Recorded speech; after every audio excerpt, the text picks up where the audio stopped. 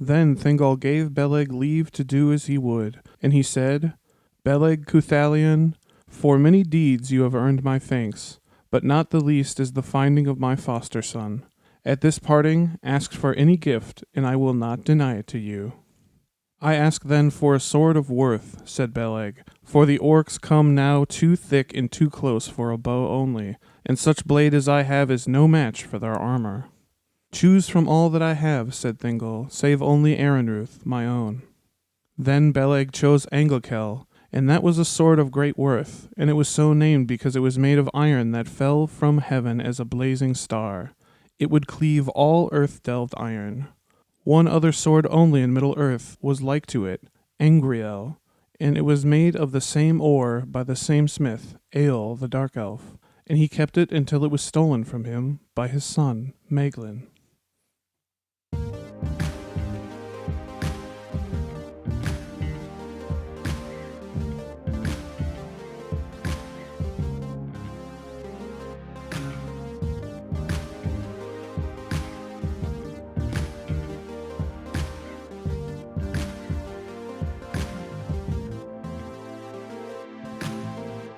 Hey there, Tolkieneers. Welcome back to Keep on Tolkien. I'm Joel N. And I'm Danny J. And today we have an exciting episode. We decided to switch things up a little bit. Yeah, this is a new little experiment. Yeah, we find ourselves often talking about people or places or events, but one thing we haven't really touched on so far. Things. Or we're going to say artifacts, because that sounds better. Yeah, artifacts. Because there are a lot of really cool artifacts in the Tolkien universe. Yeah, definitely. It's all about artifacts, man. So yeah, we're gonna be doing this new little artifact series. So enjoy it, guys. Yeah, and we thought a good subject to start on. Let's start simple. Swords. There's a lot of swords with names in history in Tolkien. Oh yeah, it's a sword fest. So let's talk about this in literature itself. The significance of the primary weapon, right?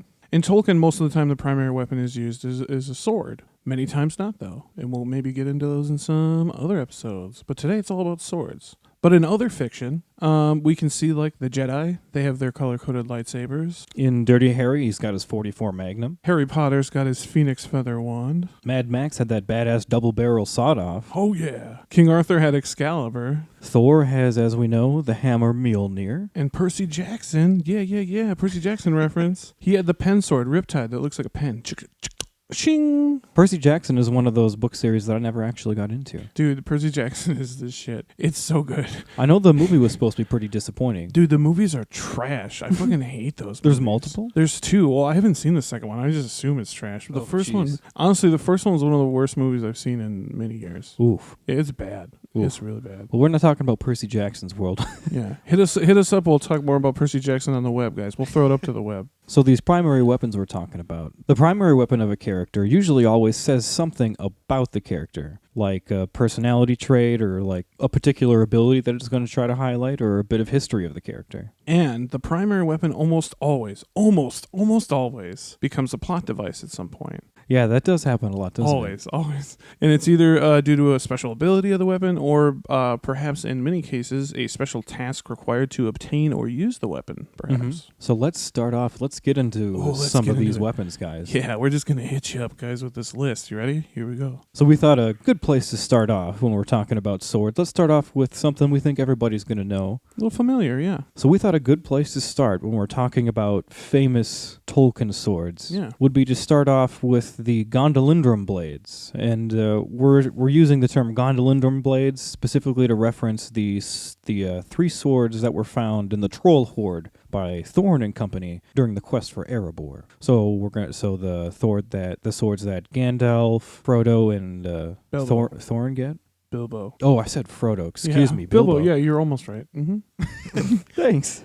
Give me some credit. But yeah, those three blades are the ones when we say Gondolindrum blades, that's what we're referring to. All three blades do certain things. Unlike in the film, they glow when orcs are close. All three of them do that. Yeah, all three of blades do this. And throughout the books, there are scenes where, it explicitly talks about these blades glowing and such. Mm-hmm. Always, yeah. I was always disappointed that Glamdring never glowed because that's supposed to be a really badass sword. Yeah. Yeah, and I think it's cool in the Silmarillion when the Gondolindrum show up. So we assume that all Gondolindrum blades do this, right? Yeah, imagine a whole army of those motherfuckers. Yeah, well, it says, remember that their lights shine as they pull their swords out. Like it says that in the Nirnaeth. Subtle details. Yeah, dude. But they're there. Yeah, I think it says their blades shine like white fire or something like that. Yeah. But speaking of Glamdring, let's kind of start off there. We're going to go through these blades one by one. Let's start with Glamdring. So like we mentioned a second ago, that was a sword that was chosen by Gandalf from the Troll Horde. And it's actually, the name Glamdring is actually Quenya for foe hammer. Remember, these blades came from Gondolin, so they're named in Quenya. Right. A lot of times you're going to find Sindarin named weapons. Yeah, but these ones, Gondolin. So this was actually the sword of Turgon, who was the king of Gondolin, and at one point he was actually High King of the Noldor in exile. So that's pretty important. Like, this is a pretty important guy's sword. There's not much specifics mentioned on the sword in the First Age, but it is said that Turgon used the sword in the Nirnaeth Arnoediad, and it's said that he used it to hew his way to Fingon's side. Just cutting his way through Melkor's armies. Yeah, hew. Oh. And that's when it started to be known as beater by the orcs, because they were just getting beat with it. What's fucked up is I was thinking about that. They call it beater in the Third Age. So it's been known, like this sword has been known for thousands of years. Like little orc children are told stories about this horrible fucking sword that they should all be afraid of. It's the boogeyman to them. That's crazy. It's like when people talk about Grond or something. Mm-hmm. It is their legend. They are legend. I am legend. People will get that reference, don't worry. Yeah, even if I don't. So ultimately we know that somehow this sword goes from the fall of Gondolin and makes its way into that troll horde wherein it's found during the Third Age, although we don't really know how that connects. There's not much history, or any history, about in between those 2 points in time. It's a Tolkien mystery. So it was most likely with Turgon when he died in the fall of Gondolin, but how it got to the troll horde from there, who knows? Maybe the orcs plundered it for a while, maybe, I don't know, dwarves came in later on and plundered it, who the hell knows? Who the fuck knows? It might have got stolen from somebody who stole it, you know? Yeah. That'd be some fun fan fiction right there. Dude, you remember how Turgon dies in the fall of Gondolin? The fucking tower collapses on him. Oh, yeah, because he's still fighting in the main tower and it collapses down on him. He literally goes down with the ship. Yeah. Yeah. But yeah, Gandalf is really the one we hear most using this sword. And he uses it to great effect in the Third Age. He took out his sword again, and again it flashed in the dark by itself. It burned with a rage that made it gleam if goblins were about. Now it was bright as blue flame for the delight of killing the great lord of the cave. But it made no trouble whatever of cutting through the goblin chains and setting all the prisoners free as quickly as possible. It cuts through their chains? Yeah, those What the hell? Yeah, those Gondolindrum blades, man. I mean, they might not be made of Galvorn, but they're still pretty sweet. They're still pretty solid, man. Yeah, we talk a little bit in this section about the cool things that they do, but yeah, they do many things that other swords cannot. Yeah, I really love that excerpt from The Hobbit there. I love that scene when Gandalf bails their asses out when they're in Goblin Town. Yeah, I was trying to find excerpts, and there's actually Gandalf rescues Orcrist, which is the sword we're about to talk about next. Oh, yeah. And he gives it back to Thorin with a bow, he says. So let's jump into Orcrist. Yeah, that's the sword that was chosen by Thorin Oakenshield. And it was probably originally owned by Ecthelion. That's at least legend. It's not super confirmed, but most people believe it's Ecthelion. Mm-hmm. Yeah, I mean, he was a pretty important character, so it's likely he'd have one of the nice swords. Mm-hmm. And Ecthelion was the Lord of the Fountain of Gondolin, and he was known for dying in single combat with Gothmog, the Lord of Balrogs, during the fall of Gondolin. So that blade has a hell of a lot of history to it before it ever gets to Thorin. Mm-hmm. Like, that's pretty badass. And the sword is known by orc legend as Biter, even into the Third Age. But the true name of Orcrist actually means Goblin Cleaver in Quenya. And Thorin killed many orcs with it during the company's passing through Goblin Town. And when Thorin was captured in Mirkwood by Thranduil, the sword was taken from him. This is pretty cool. I totally forgot about this until pretty recently. After Thorin's death, it was actually placed with honor on his tomb near Erebor. And it kind of stood in ages to come as like a magic beacon. Oh, yeah. For, when, orcs were coming. Oh, it would glow, totally and then everybody would see the sword and they'd be like, oh shit, it's time to do some stuff. Dude, I'm imagining the Battle of Dale. That's exactly what I was going to say. Yeah, I wonder if that was helpful at the Battle of Dale. If we were filming that, I would totally have that as a scene. Like the sword just starts going, oh shit, what are we have gonna that do? be like a critical aid to the battle that helps them win. Yeah. That'd be really cool. That'd be a cool tie-in. Yeah, Tolkieneering. Yeah, Tolkieneering. But ultimately, I never really understood why they called it was called Goblin Cleaver when it was fucking taking down Balrogs. Like, you think that would be the one that you'd probably want to name it after. Yeah. Like Balrog Cleaver. I was having an argument with somebody on the internet about this. So, yeah, that's my camp, too. I believe that if it was used to fight Balrogs, it should be called the Balrog Cleaver. Right. I mean, what's more notable? You killed a bunch of orcs with this, or you killed a handful of Balrogs, including the leader of all Balrogs. Mm-hmm. I mean, that's pretty badass. In this man I was arguing with on the internet, he was saying it was because Gothmog was drowned in the fountain, which is why. And I was like, well, that's Gothmog. Yeah. He slew other Balrogs as well. Although I suppose, like we mentioned earlier... Did he drown all of them? That's what I'm wondering. I guess, like we mentioned earlier, it isn't 100% confirmed that it was Icthalion sword. True. But, so maybe that's where they're getting that from. Either way, Orcrist, guys. Orcrist, the goblin. Wonderful sword. The Goblin Cleaver. Can I also say I didn't like how they pictured it in the Hobbit It's movies. shit. I don't like those like one-sided elvish blades because it's dorky as from fuck. what I can tell, all of the elvish blades are always two-sided. Yeah, they're always like slimmer broadswords, sometimes with a slightly curved blade. Yeah, I don't know what they're thinking, Joel. So let's jump into the last of these Gondolindrum blades that I think a big favorite of a lot of people's. Oh yeah, Sting.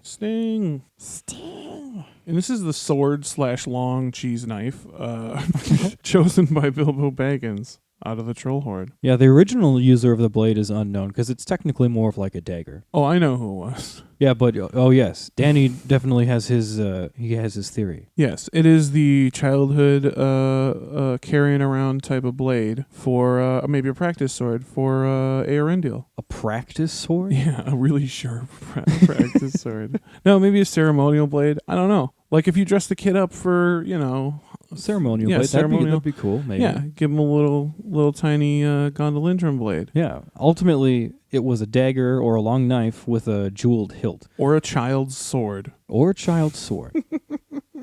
And Bilbo most famously uses this blade to kill a lot of the giant spiders during their trip through Mirkwood. Oh, yeah. During the quest for Erebor. And that's ultimately where he gave it the name Sting after killing his first spider with it. And it's like... Addercop. He said lazy lob, Addercop. Just like fucking taunting gibberish. them. Yeah. I don't know if maybe that's English, like English. Does Addercop mean something in English, guys? Let us know. I know we got people listening over there. I know it. So later on, we know it's also carried by Frodo during the War of the Ring. And Frodo also uses Sting to great effect during the Fellowship, especially during those tough times in Moria. And we've got a cool excerpt about that. Suddenly, and to his own surprise, Frodo felt a hot wrath blaze up in his heart. "The Shire!" he cried, and springing beside Boromir, he stooped and stabbed with Sting at the hideous foot. There was a bellow, and the foot jerked back, nearly wrenching Sting from Frodo's arm. Black drops dripped from the blade and smoked on the floor. That's pretty sweet. I guess I forget that troll blood is like that. It sounds like it's acidic or something. It is. I was just thinking of that, Joel, when I was writing this, because you remember in the Silmarillion, Hurin's the axe he uses is like it withers away, it melts away in the troll blood. Mm-hmm. Yeah, so it's super acidic. So that means the Gondolindrum blades can even stand up to that shit. They must be able to. Yeah, that's pretty cool. So Frodo's not the only one to use Sting during the War of the Ring timeline. As we know, Sam also later uses Sting for many cool things, including making Shelob basically fuck off. It's not said whether or not Shelob dies. I don't think she dies. Probably not. But she'll never remember that. She'll never forget that day. Oh, hell no. And Sting was actually given to Sam by Frodo after the War of the Ring. Oh, so Sam's the one that holds on to it. Mm-hmm. Yeah, Sam actually, I think he gives it to Eleanor, his daughter. Oh, badass. When he sails over to Valinor. Very cool. That in the book, I think he gives her. That'd be an awesome heirloom, family heirloom. Hell yeah. Holy shit, yeah, it would. All right, so let's actually dive into some of these maybe lesser-known swords. Lesser-known swords. So our first sword on the lesser-known swords list is Dagmor, and that's the sword of Beren Urkamion, the one-handed. And its name means Dark Slayer in Sindarin. Holy shit, that's a metal name. That is a really cool name. Dagmor, I didn't even realize that was the name of his sword. I didn't know his sword had a name. Yeah, totally. And Beren uses his sword throughout all of his times as a huntsman and a wanderer in the wild. So at the time that we meet Beren in the Silmarillion, he and really a handful of others of his house are all that's left after the Dagor Bragollach. Right. And at one day, while their small ragtag group of dudes that survived, they are attacked by orcs while Beren is away. And in the story, we know that that's due to the treachery of Gorlim the Unhappy, who turned them into Sauron. Yeah, dick. Yeah, that's a great story. They put him to death cruelly. Cruelly. And the orcs, they cut off Barahir's hand, and they basically make off with it. But Beren takes his revenge using Dagmor. He kills all the orcs and recovers his father's hand, and also what was on it, Felagund's ring. Yeah, so that's a pretty important Dagmor scene. And that would basically be the sword that he uses through most of the Beren and Luthien story, right? I think probably until... he loses it in Sauron's dungeon. Probably up until Sauron's dungeon, yeah. Because after that, all they have is Angrist, which is the next blade on the list. Angrist. So let's get into Angrist. Yeah. So Angrist, again, comes from the tale of Beren and Luthien. And Angrist is a sheathless knife made by the dwarven smith Telkar in the First Age. And it was actually originally carried by Curufin. Asshole. And Beren rightfully stole it from his ass. Because he's an asshole? Yeah, because he just tried to kill him.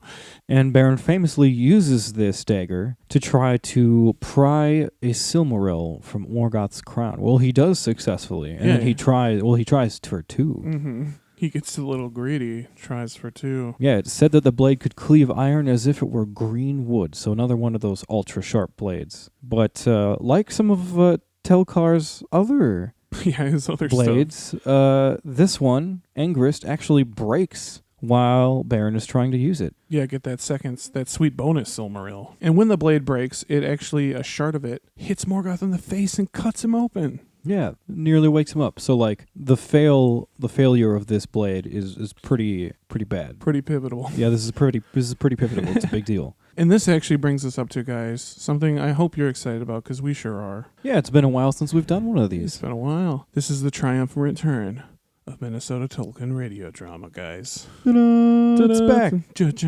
So we got a little Minnesota Tolkien radio drama about this Angrist scene in the Tale of Beren and Luthien. Now, Beren and Luthien had finally had Morgoth where they wanted him. Luthien sung a sweet tune and sung the entire court of Morgoth to sleep. The answer is blowing in the wind. Finally, the time had come to take what they came for. Alrighty then, hun. It looks like they're all good and asleep now. Maybe you could use that knife you got from Curufin there to, cut out one of them jewels, maybe you think? Oh, yeah, hun. I think you're right, for sure. It looks like that little song of yours put them right out to sleep, yeah? For sure. Here I go, honey bun. Beren went up to the crown, which now lay on the floor. Morgoth continued to slumber, and Beren drew out the knife Angrist and went to work. Okay, now let's just take a little look here. Ah, yeah. For sure. Oh, yeah. Yeah, that's the ticket. Here we go.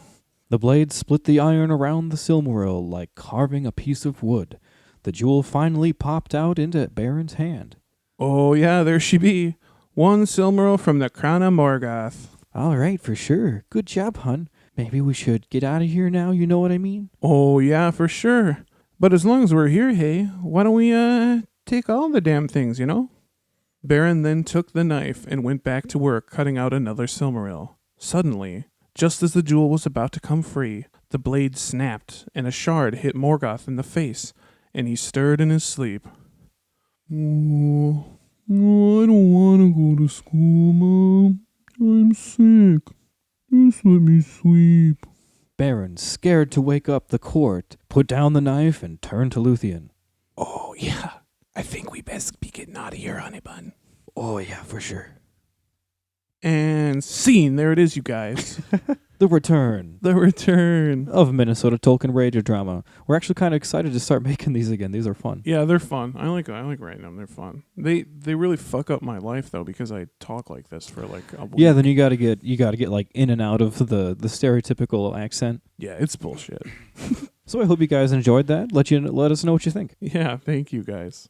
So let's get into our next sword, Joel. What's our next sword? Bah, bah, bah, bah. So the next blade we're talking about today is Aronruth, and that is the personal sword of King Thingol of Doriath. And I'm excited about this one because this is a really cool sword. Yeah, he actually prized this sword above all else. And when Beleg Cuthelion asked for a sword of worth to aid him to find Turin, who's basically his son, he was told that he could take any save Aronruth. And this is actually the opening excerpt that we read. Yeah, if you guys remember back to that opening excerpt, I always thought it was so crazy that he said, take any sword I have except Aronruth. Like, he even considered Anglakel to be lesser than Aronruth, apparently. Right. So I wonder how badass this sword was. I know, Aronruth must have been crazy. Yeah, so this blade survived the fall of Doriath, and it was taken to the havens of Sirion by Elwing, granddaughter of Thingol. And it actually went on to become one of the heirlooms of the Dunedain because they're descendants of Thingol. Go figure. Yeah, that I squinted at that a second because I always forget that the Dunedain are heirs of both Sindar and the Noldor and the Maiar. Yeah, they're and all three houses of the Edain. Yeah, they're from everyone. Yeah, the Dunedain they're a tossed salad, that's for sure. Isn't that what they say? I don't know. But ultimately, the blade was lost during the downfall of Numenor. Yeah, as a lot of great things were. That's another one of those, you just, what a bummer. Because that had to have been a hell of a sword. Now that we're talking about the Numenorians, let's talk about some other Numenorian shit. Yeah, that's a good segue into our next kind of set of blades. And we're going to call them the Daggers of Westernesse. And just to be clear, these are the blades that the hobbits carried during the War of the Ring. And their bearers include Sam and Frodo, and Pippin and Merry. Yeah, and they took these blades from the tombs on the Barrow Downs. This is one of the first big adventures that they have. Yeah, they're actually brought out of the tomb by Bombadil. He's like, here you go. Mm-hmm. Yeah. And they had black blades with serpents engraved and red jeweled hilts. Yeah, I always imagined these were some really badass looking blades. Yeah, dude. Even though they were very old, they were not rusted, and they were still very sharp. And these blades were actually made during the fall of the Northern Kingdom in the early Third Age. And they were made by the Dunedain of Cardolan to combat the forces of the Witch King of Angmar. Yeah, they say that the Northern Kingdom was a lot more faithful to the Numenorian ways than the Southern Kingdom was. Mm-hmm. So I can only imagine the kind of knowledge of Westernesse that went into making these blades. They must have been pretty badass. Yeah, and these blades were probably pretty important. I was reading that they, some theories, I don't know if this is canon or not, the tomb that they were in is the tomb of the last prince of Cardolan. Oh. Yeah. So maybe that's why he had such important artifacts with him. Right. So since these blades were made during that time, during the fall of the Northern Kingdom, they were made to combat the forces of specifically the Witch King of Angmar, because the Witch King of Angmar was basically the biggest threat to the Northern Kingdom when it fell. Oh yeah, he was the villain. So they had the ability to break through the defense magic of the Ringwraiths, which is so important when these blades come into play later on. So important. In the War of the Ring. And this is actually how Merry used his Barrow-Blade, or Blade of Westernesse, to stab the Witch King in the back of the knee during the Battle of Pelennor Fields. Yeah, we talked about this scene a little bit in our last episode. Yeah. On Eowyn. Yeah, we sure did. We've got an excerpt about that scene here. Or we've got an excerpt about that blade here. No other blade, not though mightier hands had wielded it, would have dealt that foe a wound so bitter, cleaving the undead flesh, breaking the spell that knit his unseen sinews to his will. There's that fucking word again, dude. Sinews. Sinews. I just don't like it. All right, some more Dunedain stuff. Let's get into it. The Dunedain sword is what we're going to talk about. Yeah, our next sword, I love this. Narsil/Anduril, one of the most badass Dunedain swords. Oh, yeah. And Narsil actually means red and white flame in Quenya. And this also was made by Telkar of Norgod in the First Age. Yeah, we call this a Dunedain blade, but it is made by a dwarf. Mm-hmm. It was passed down to the Dunedain, and it became one of the heirlooms of the kings of Numenor. Sure was. And later on goes on to be an heirloom of the lords of Andunier. Yeah, there was along with the Ring of Barrow as well. Mm-hmm. There was that weird moment where one of the kings of Numenor wanted their daughter to be the queen, but it was against the law. So he split the heirlooms of the kingdom between her descendants and his son's descendants. And his son's descendants were the kings of Numenor. Okay. And her descendants were the lords of Andunier. So that's how those got split up. Right, so that's how Elendil and friends get a hold of them. They're heirlooms of their family. Go That's figure. really cool. Yeah. So that means those two artifacts weren't rejoined together again until Aragorn wielded them, right? No, they were always together. They came over after the fall together. Okay. Yeah. Okay. So Narsil, it's most famously known as the Sword of Elendil, and he wielded it fiercely in the War of the Last Alliance. And it is said that blade shone with the light of the sun and moon, and orcs were fucking terrified of it. Yeah, I've seen those glowing blades. And Elendil took this blade into battle with Sauron himself at the Siege of Barad-dûr. Ultimately, as we know, Elendil was killed by Sauron, and that blade broke beneath him when he fell, and its light was extinguished at that point. This is, once again, a very, very pivotal moment where one of Telkar's blades breaks. Snaps, yeah. Like, I don't know what it is with Telkar's blades, guys, but maybe you might not want to... Maybe they're not as much as they're chalked up to be. I have a little theory, and it's that blades are somewhat sentient, and they have the ability to commit suicide. Because I feel that this blade was like, he's like, yo, I'm Elendil's blade through and through. If Elendil's not around, I ain't around neither. We're done here. So he snapped. You know, it was just like, I'm done. I'm done being a sword now. And we'll see this actually. I'll bring it up later in the episode when it happens again. Oh, yeah. A little bit of foreshadowing.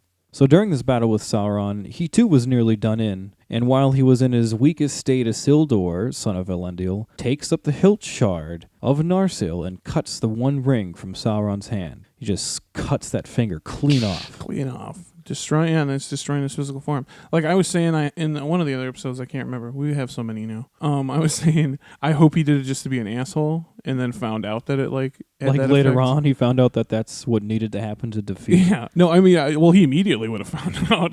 Yeah. So I imagine he's just like, oh motherfucker, you gonna kill my dad and my brother? Fuck you. Cuts off the ring. Take this fucking ring. And then it's just poof, poof. He just turns into a fart in the wind. And then it's like, wow, that was pretty fucking cool. Yeah, I planned that. So yeah, it just looks around. Totally meant to do that. Yeah, no, that was on purpose. That was on purpose for sure. Totally.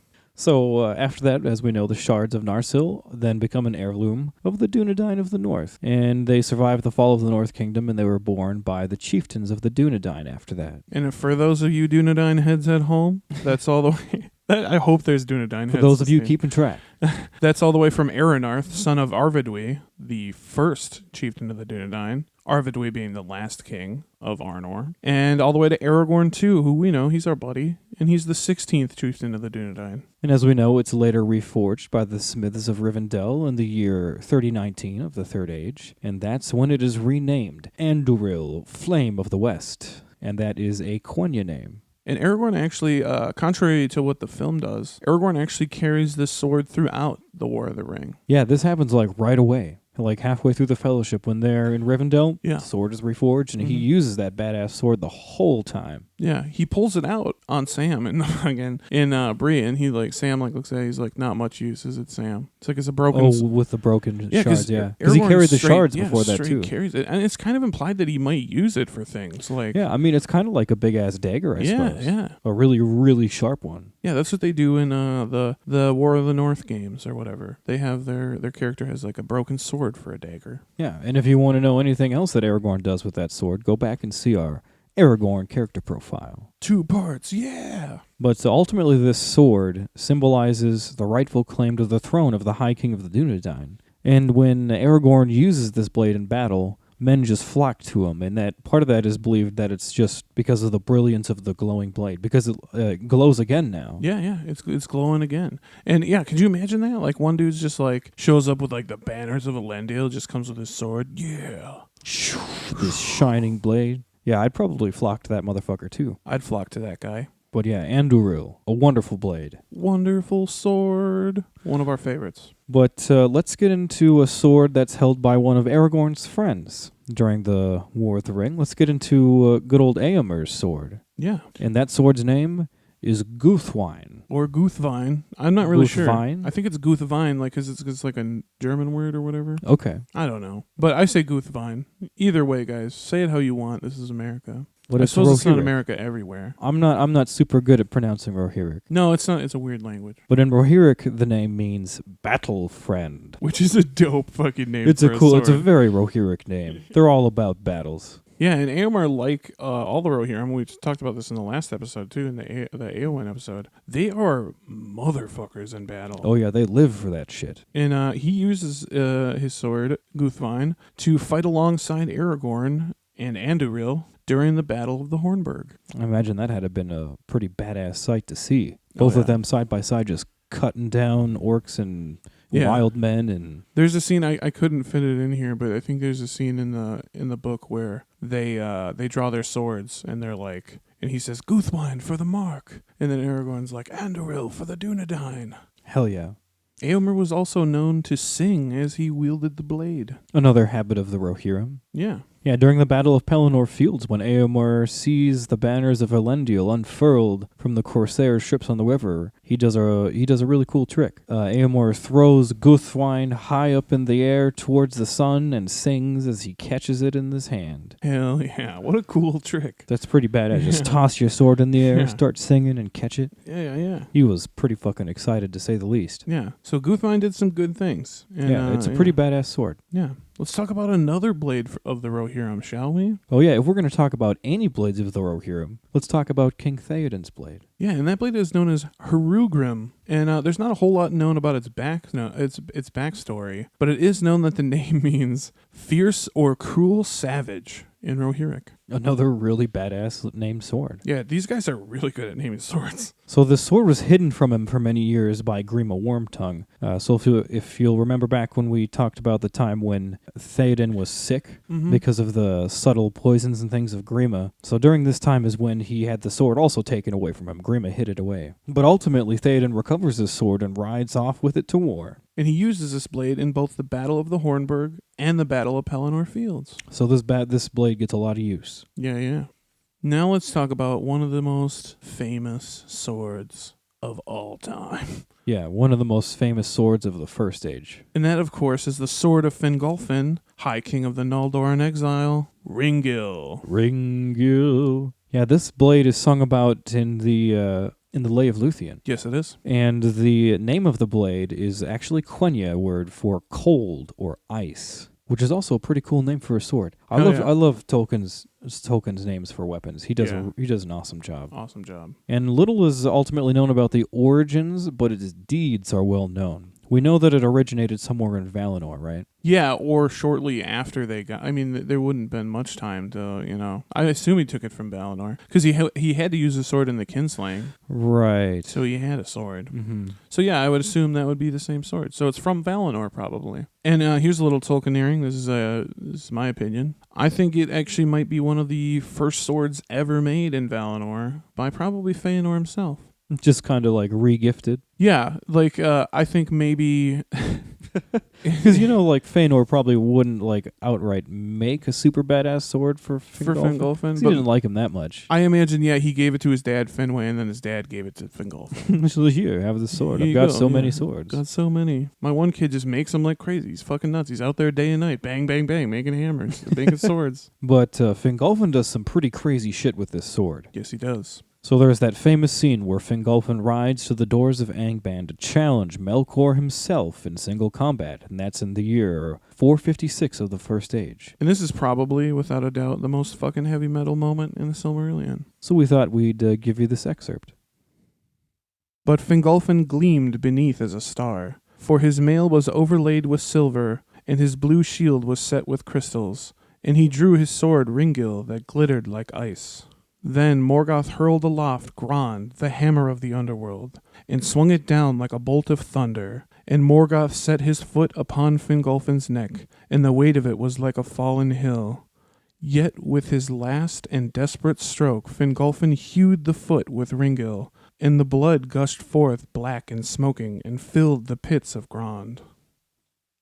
God, that's such a crazy scene. Yeah. I think we've probably quoted this scene already a handful of times throughout past episodes, but you just can't not quote it. This is like one of the best. Oh yeah. There's so much art of this scene. I think this is one of the most famous scenes in the Silmarillion. Oh, totally, yeah. And so as we find out, Ringil is used by Fingolfin to deal 7 wounds to Morgoth. So 7 times Morgoth cries out in pain, and ultimately Ringil permanently mars Morgoth's foot in that last desperate stroke. Mm-hmm. And Morgoth is forever bearing that pain. It never goes away. I think they said he also walks with a limp after that. He does, yeah. Yeah, like he got pretty fucked up. And then Thorondor came down and fucked up his face too. Fucked up his face too. Yeah, he's not looking good at that juncture. Yeah, that was a pretty fucked up battle for him. But yeah, some badass deeds done with Ringill. Something that I don't know. It's kind of hard to compare to that. I imagine after that fight that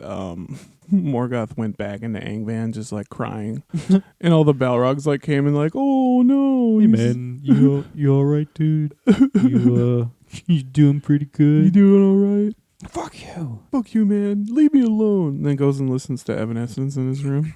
And cries. Morgoth in his emo stage. Yeah, he's got goth in the name, dude. Yeah.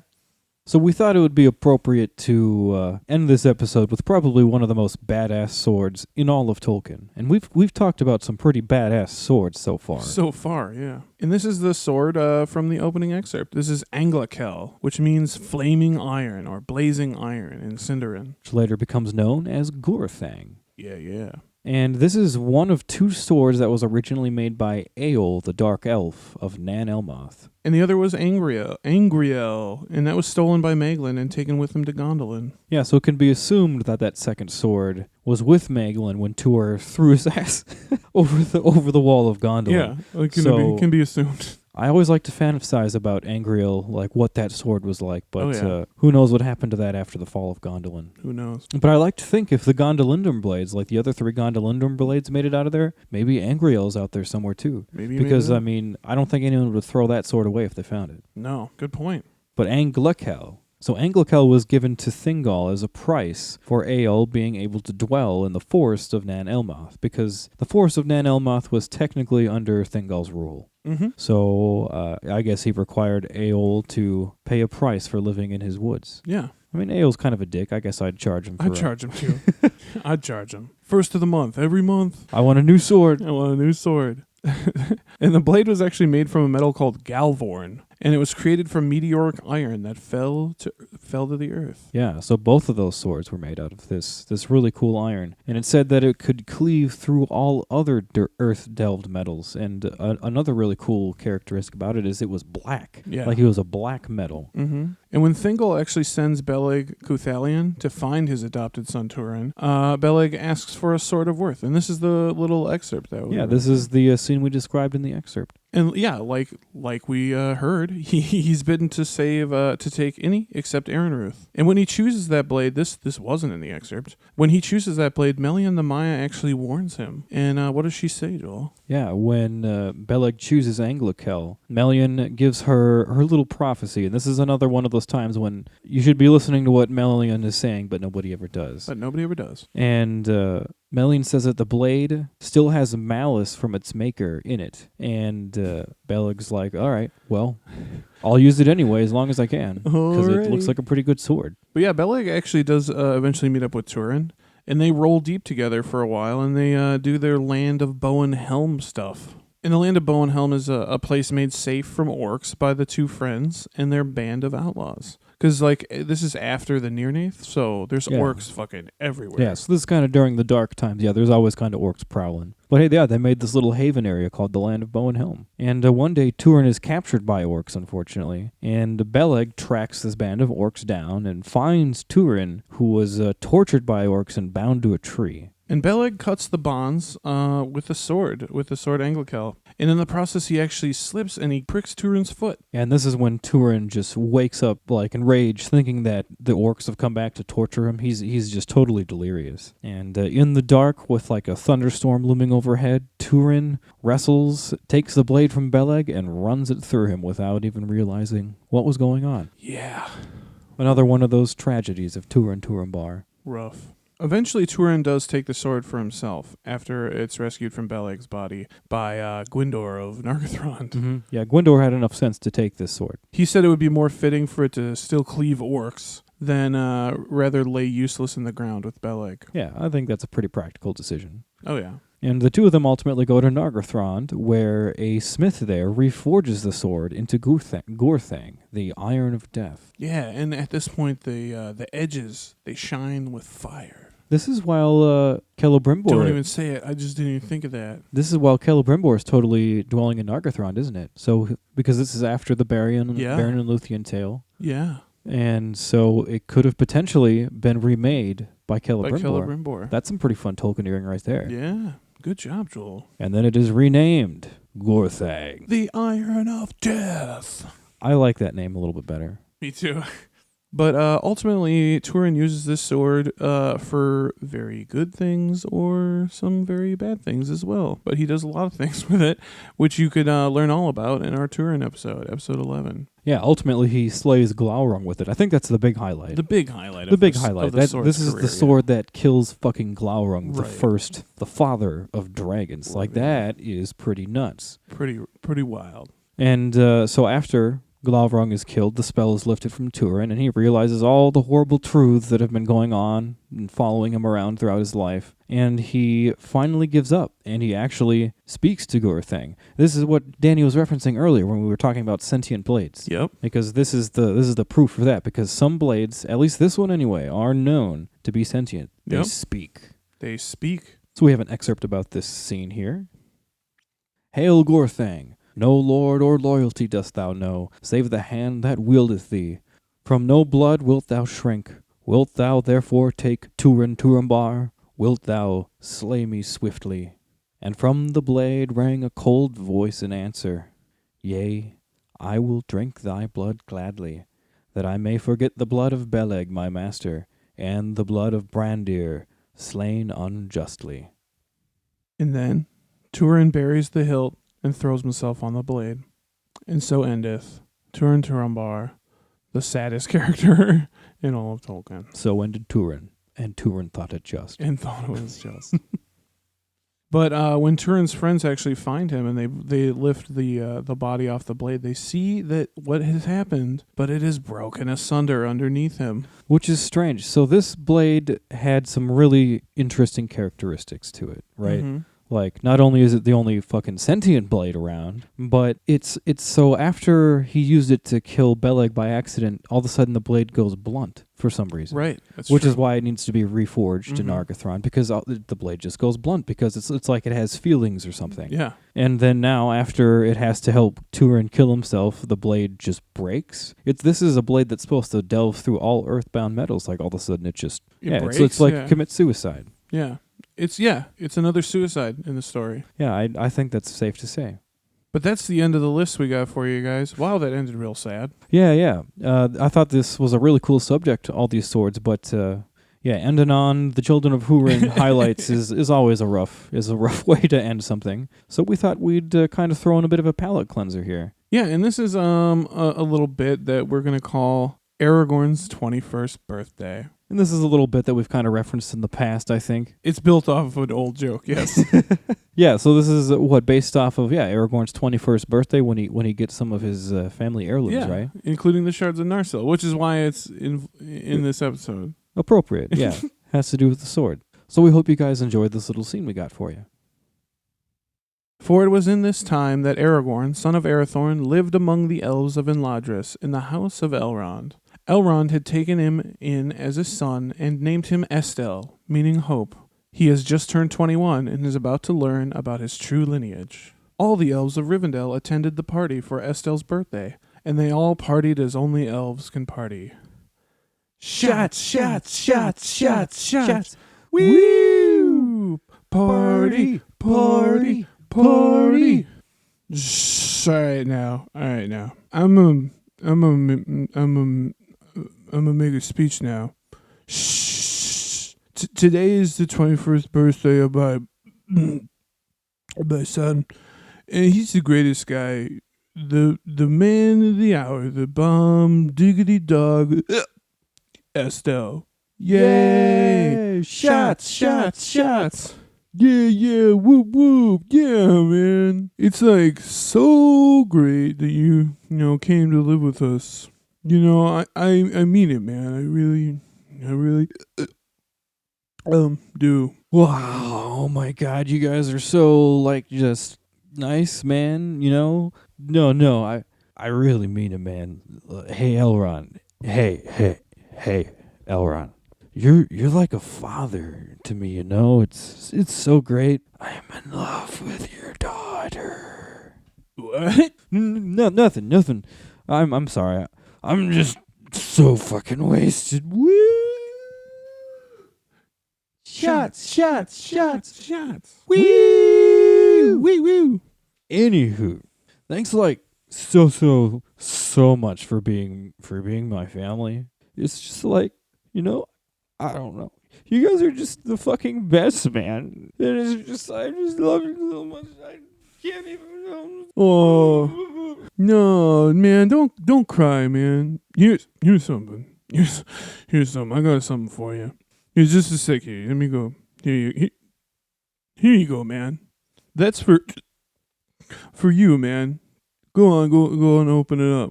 Yeah! Shots. It's let's see here. It's a broken sword. Thanks, man. I mean, it's a nice sword. Super sweet. No, man, don't you know what that is, dog? It's the shards of Narsil, dog. That's like yours, like really yours, you know? What? Whoa. I don't fucking understand, man. I really don't. Bro. Listen, I don't know how to tell you this, man, but you're like totally the High King of the Dunedain, man. What? Totally, bro. Nah, I'm Estel. You know, the dude that lives in Rivendell, you know? Nah, dude, that ain't even like your real name, man. Is Aragorn, son of Arathorn. Aragorn, son of who now? Yeah, man, you're like totally the High King of the Dunedain. And I don't know if you know this, but like fucking everybody is trying to kill you, man. What the fuck? Yeah, dude, it's rough. I know it. But yeah, anyways, you got a lot of like responsibilities, you know, man? Bro. Yeah, man? Oh, I think I'm gonna Ralph. Woo! Shots.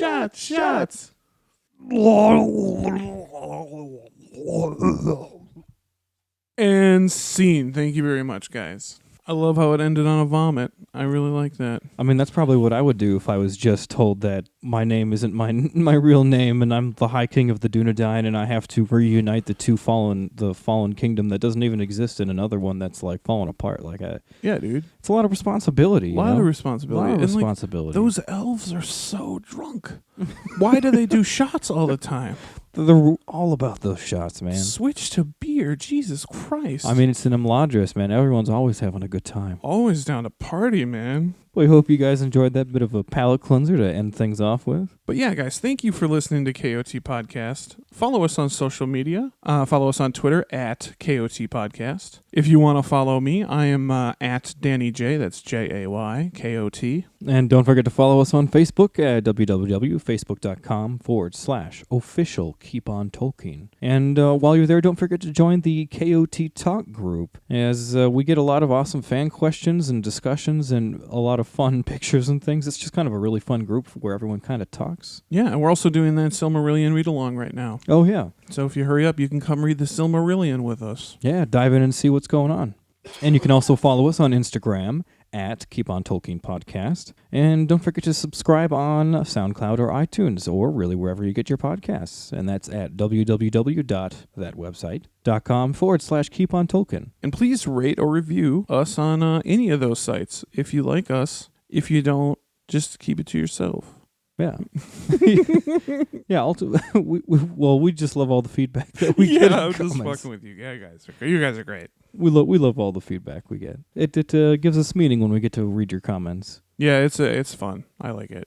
But importantly also, don't forget to check out the Patreon. Yeah. And that's www.patreon.com/KOT podcast. And a subscription to Patreon is it helps us do what we do. KOT is actually a 100% DIY podcast. It is still coming out of our pockets. But these donations through Patreon really help subsidize that. Yeah, they really help mitigate the financial hurt of running the podcast. Yes. But because, we want to keep doing this as long as we can. We love this. Yeah. And subscribing can also unlock some pretty cool exclusive content. And it's always not safe for work. You will be fired if you watch it at work. And we like to have fun with the Patreon. We have fun. Yeah, so that's kind of an added treat if you like it. But otherwise, that's everything we've got for you today, guys. I'm Joel N. And I am Danny J. And as always, keep on Tolkien. Aure and Tuluva.